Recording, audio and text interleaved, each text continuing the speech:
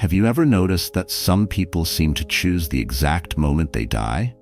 Not just by coincidence, but as if they're waiting for something or someone before they finally let go? Over the years, doctors, nurses, and hospice workers have shared quiet but powerful stories that seem to suggest just that. They've seen patients hold on for days, then pass away within minutes of a loved one arriving or after hearing a final word. These aren't rare events. They happen more often than you'd think. They're not in textbooks. You won't hear them in hospitals during morning rounds. But they live in the memories of those who've stood by the bedside, again and again. Let's take a closer look at why so many professionals believe that, in their final moments, people know and choose when to leave this world. Number 1. Holding on until their family was whole again. Dr. Catherine Mannix, a well-respected palliative care doctor from the UK, spent her career helping people at the end of their lives. She once wrote about a woman who had been unconscious for days, her breathing shallow, her body clearly close to shutting down. Doctors told the family that it would be any moment now, but the woman didn't pass. She waited. It wasn't until her estranged daughter arrived and sat beside her, whispering, "It's okay, Mom. You can rest now," that the woman took her final breath. Less than 10 minutes later. Dr. Mannix said moments like that changed how she sees death entirely. She no longer believes death just happens to us. In many cases, it feels like we participate in it, on our own terms. Julie, a hospice nurse with over 20 years of experience, shared a similar moment. She was caring for an elderly man who had stopped speaking. His family surrounded him, waiting, praying, and crying. Days passed. He remained. Then, a grandson who lived overseas arrived, late, after multiple flights. He walked into the room, leaned over, and said, "I made it, Grandpa. I'm here." Within minutes, the man was gone. Julie said it happened too many times in her career to call it random. It felt intentional, like the man was holding on until his family was whole again. Some families experience the opposite. Their loved one waits until they're alone to take their final breath. This happens so often that many hospice nurses now gently encourage families not to feel guilty if they step out for just a moment and the patient passes.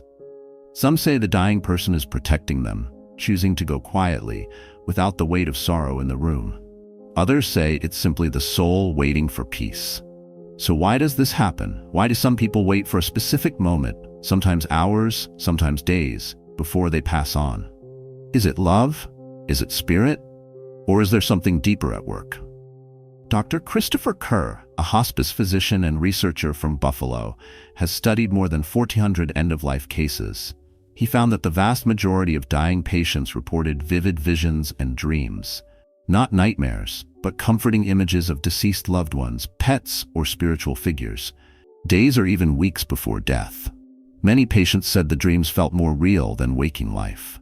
And many of them spoke with calmness and clarity, saying things like, "They're coming to get me," or "I'll be leaving soon." Some would smile. Some would even raise their arms, reaching for someone only they could see. It wasn't fear. It was peace. Dr. Kerr's team started documenting these experiences on video. One man, a tough ex-cop who never talked about emotions, began weeping during his final days, not from pain, but from joy. He said he saw his wife, who had died years earlier, standing by his bed. "I'm not afraid anymore," he told the nurse. "She's here." He died the next morning. This brings up something powerful. Many believe that the soul, our deepest self, knows when it's time to leave. It might wait for closure, for someone to arrive, for a word to be spoken, or for a moment of peace.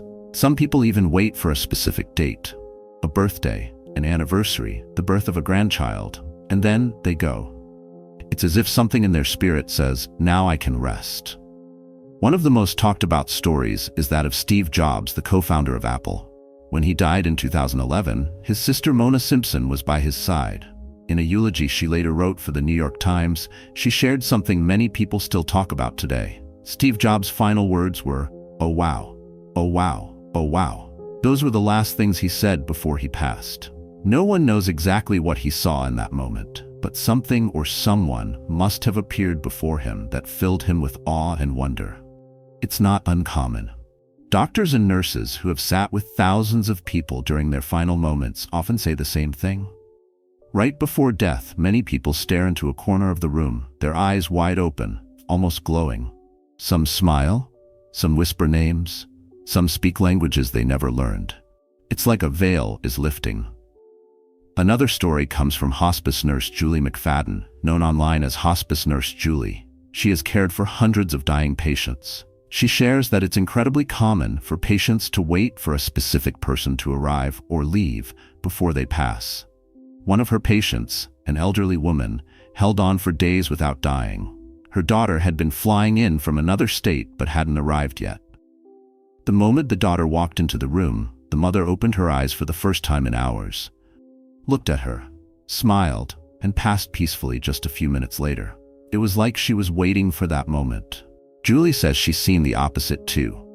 Sometimes patients wait until the room is empty, until everyone has left for coffee or stepped out to take a call, and then they go. Not because they didn't love their family, but because some souls choose to pass in quiet, in stillness, in private. And then there's Nelson Mandela, the South African leader and peace icon. He passed away surrounded by family. But in the hours before his death, his breathing changed, and family members recall a calm that filled the room. His eldest daughter said it was as if the room became full of light. It was a feeling, not a sound. Something sacred, she said. Something she couldn't describe in words. Before we move on to number 2, please take a moment to like this video, subscribe, and hit the bell icon to help spread knowledge of near-death experiences and life after death to those seeking answers. If you have insights or more information, feel free to share in the comments or contact us via email. Now, if your heart is ready, stay close. What you're about to hear could shift your entire reality.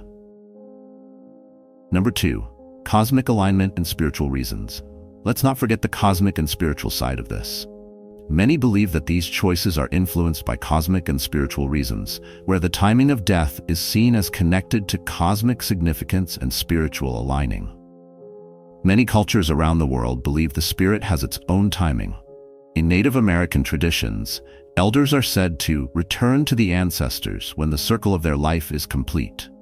In Eastern beliefs, the soul is guided toward its next journey by higher beings when the moment is right. And in Christianity, many believe the soul is called home when it's ready, not a second before or after. There's a reason so many spiritual leaders, from Tibetan monks to Catholic priests, say the same thing. Death is not random. It is a passage, a crossing, a moment of grace. Now let's talk about what science has found.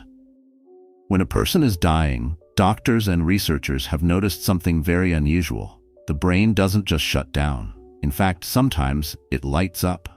Studies done on dying patients show a surprising burst of brain activity, something scientists didn't expect to see. Even when the heart has stopped and the body is no longer responding, the brain suddenly goes into a highly active state for about 30 seconds to a few minutes. Some researchers think this is the brain's final wave, almost like it's opening a door. Dr. Sam Parnia, a critical care and resuscitation expert, has studied people who were clinically dead but came back. He says some of them were still aware of what was happening in the room, who came in, what music was playing, even the exact words doctors said. This brain activity, he believes, might explain why some people are able to choose the moment they let go. It's like a final window of awareness before crossing over, and this matches what nurses and families have said for years. Number 3. Some people just need privacy to go. Some people pass away once their family members leave the room, and this phenomenon has been observed by doctors, nurses, and caregivers in various settings, particularly in hospices. There are several theories about why this happened, with many suggesting that it is tied to the emotional and spiritual state of the individual. One theory is that some people wait until their loved ones are no longer present, because they want to spare them the emotional weight of witnessing their final moments.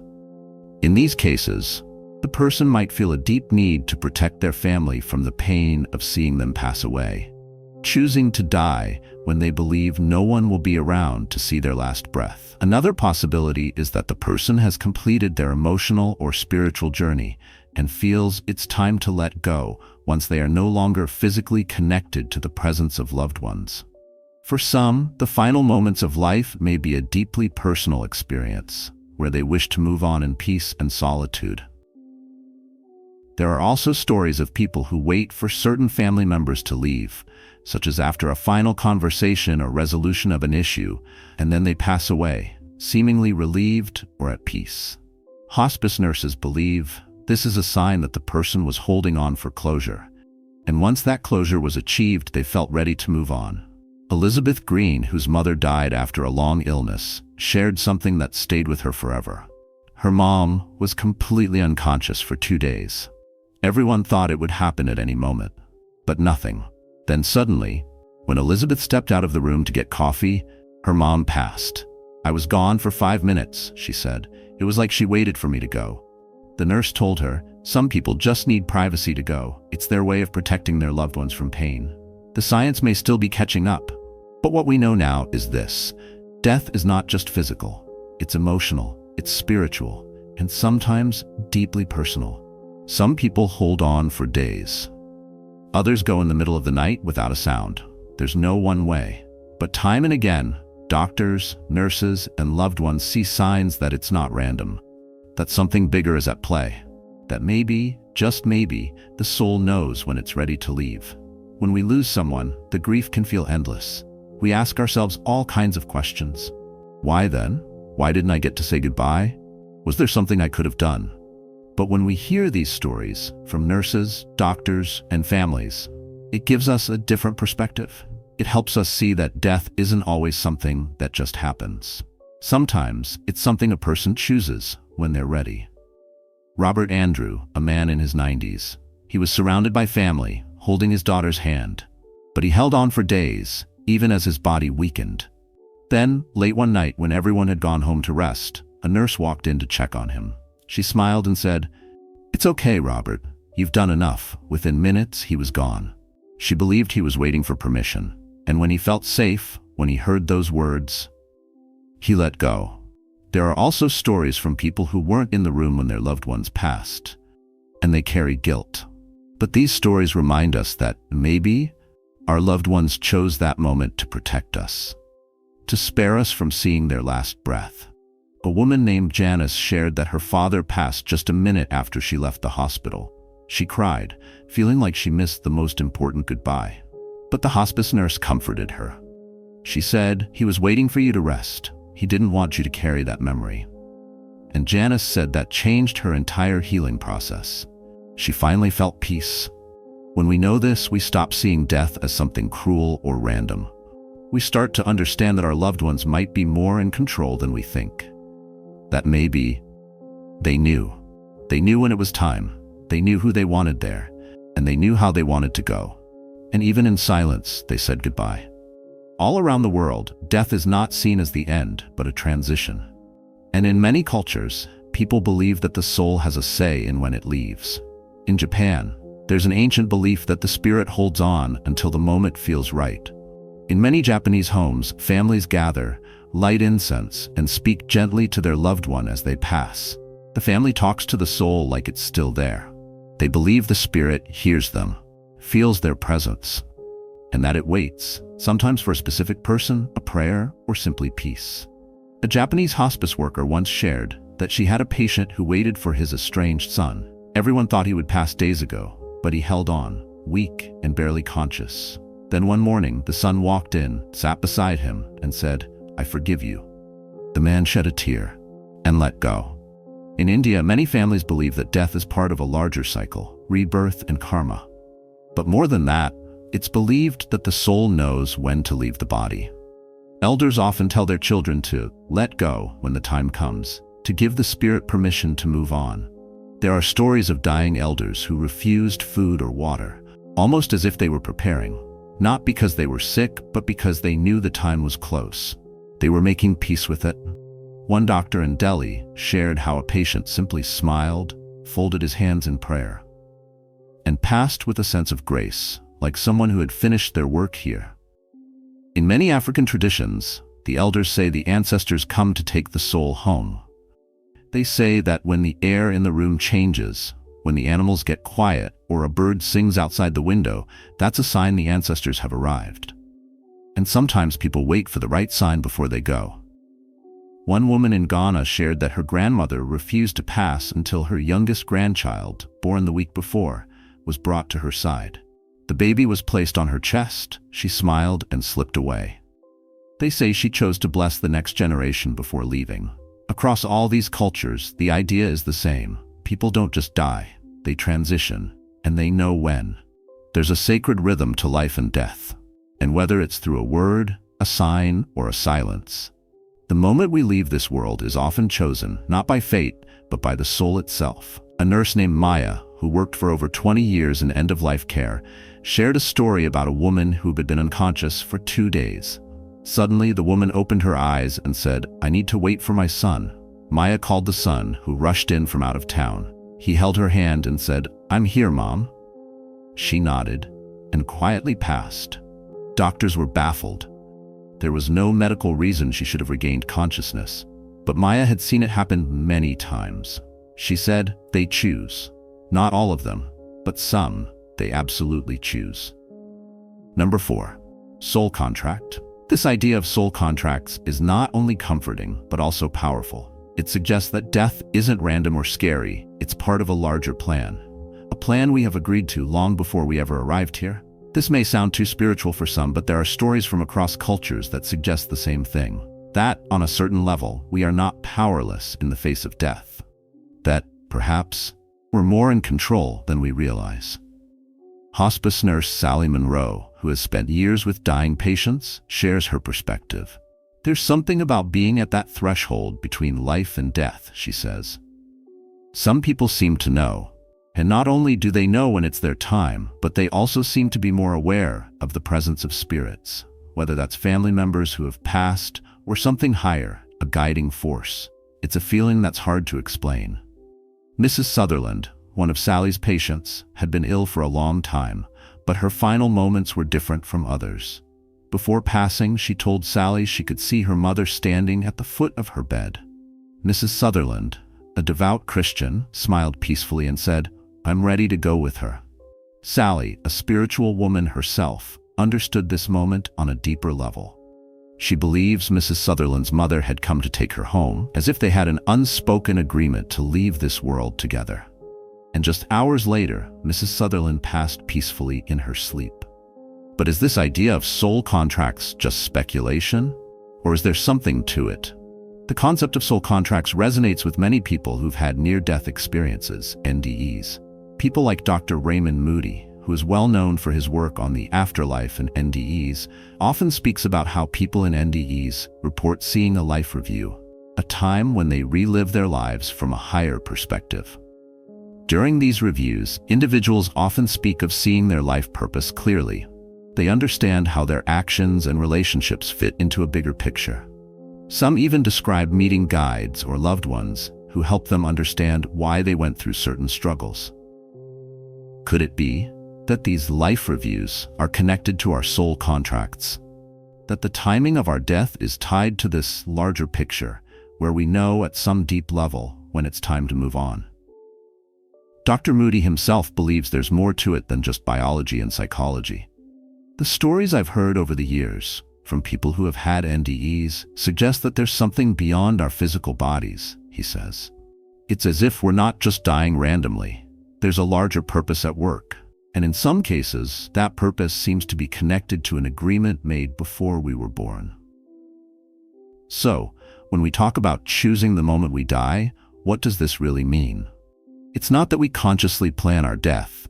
Rather, it's about the idea that our souls know when the time is right, that we're all connected to something much larger than ourselves, the universe, the divine, whatever you want to call it. And when the time comes to leave, it's not a random event. It's a fulfillment of a greater plan, a plan we signed up for. And for those of us left behind, knowing that our loved ones passed when they were ready can be one of the most comforting thoughts. So what does this mean for us? Maybe death isn't just about biology. Maybe the soul has a part to play. Maybe, just maybe, the door doesn't close until we are truly ready, or until something or someone gives us peace. Science may not have all the answers yet, but doctors, nurses, and families all over the world keep witnessing this strange, beautiful moment where life and death meet and a decision is made. While doctors and nurses see these things from a clinical view, it's the families, the husbands, wife, daughters, best friends, who often witness something much more personal, something they never forget. Now, we want to hear from you. Have you or someone you know experienced something that made you feel like they knew when it was their time to go? Or maybe you've had an NDE yourself. Leave a comment below and share your thoughts or experiences. Let's continue this conversation together. And don't forget to like, subscribe, and share this video with those who might find it helpful or comforting. The universe works in mysterious ways, and your support is part of the flow of this divine journey. Thank you.